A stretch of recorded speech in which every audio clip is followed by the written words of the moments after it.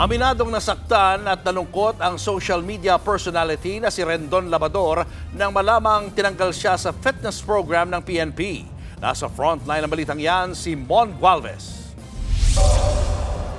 Nitong Hunyo lang ng pangunahan ng fitness vlogger at social media personality na si Rendon Labador ang fitness program ng Police Community Affairs and Development Program.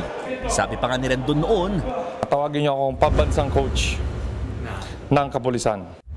93-day fitness challenge ang ikinasa niya pero isang araw pa lang tinanggal na siya sa programa. Ilang araw ding nanahimik si Rendon at ngayon aminado siyang nagulat at nalungkot sa nangyari. Siyempre, masakit sa akin yun na tanggalin ng PNP. Kasi isang araw pa lang kami nagte-training tapos wala man lang nagsabi sa akin, nakita ko na lang sa news trending na tinanggal na pala ako. Pero pagilinaw ni Rendon, wala siyang sama ng loob sa pulisya.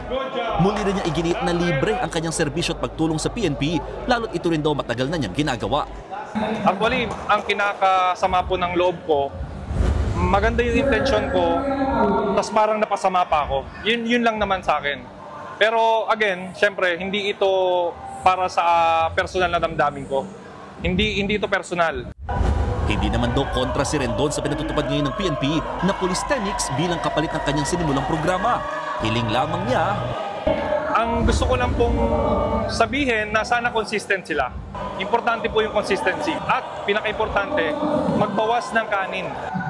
Tsaka inom.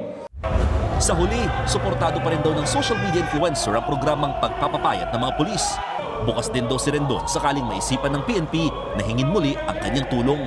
Nagbabalita mula sa frontline, Mon Gualvez, News 5.